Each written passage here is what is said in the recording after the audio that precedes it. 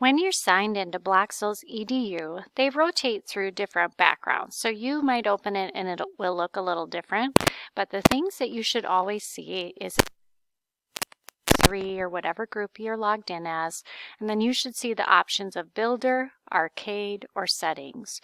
We will do all of our work in the Builder function, and you can see it's got the board emblem, so that's a little clue you're using a board. Today I want to show you how to scan a character. You can see it's asking you where do you want to start, and the second choice, looks like kind of a robot, is characters. So tap there to scan your character board. You will have 2 choices right now. This is a new account, so there aren't any characters already created to choose, but so we'll be saying create new character today. In the future, after you've already scanned one, existing characters will show here.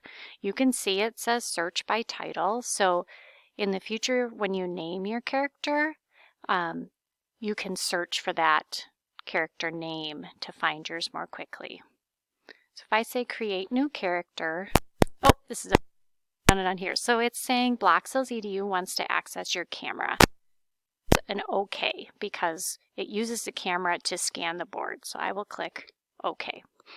Now that you can see an outline of the board, it's set up the same way that your actual board is.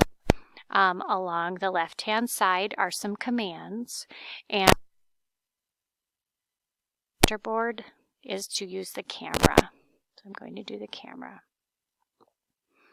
So the one thing that's tricky about doing this and trying to record it is it's hard for me to show with the camera and get the board scanned correctly.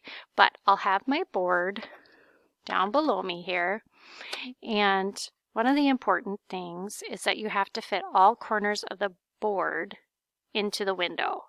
Okay, so I will have to stand up above my board to do that because the camera needs to see the whole board. So I'm going to actually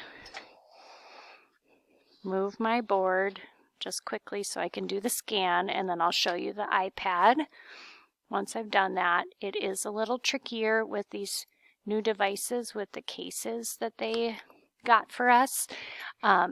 So you want to look at the back of the iPad to figure out where the camera is.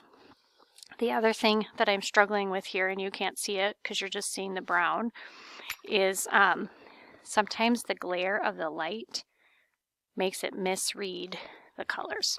Okay, so I was able to scan my board, and it's asking me, does this look right? Now, most of it is correct, so I am going to say okay. I'm having trouble reading the colors there. There, you can see the colors at that angle. So I'm going to hit OK because I can use my finger to correct. Like I noticed that the one foot is missing and there's some random orange ones in there, but I'm going to say OK. All right, so there's my character. I want to get rid of these orange ones. They don't belong there. So if I tap, oh, that's a good example, accidentally. So that had the red selected, so when I tapped it, it turned it red. So I need to use the eraser. That's this one right here. Then if I tap a block, it erases. So I need this blue to add my foot in. All right, so now I have my basic character scanned in, and I'll want to give it a name. We'll call this Mrs. Jordan. Oops.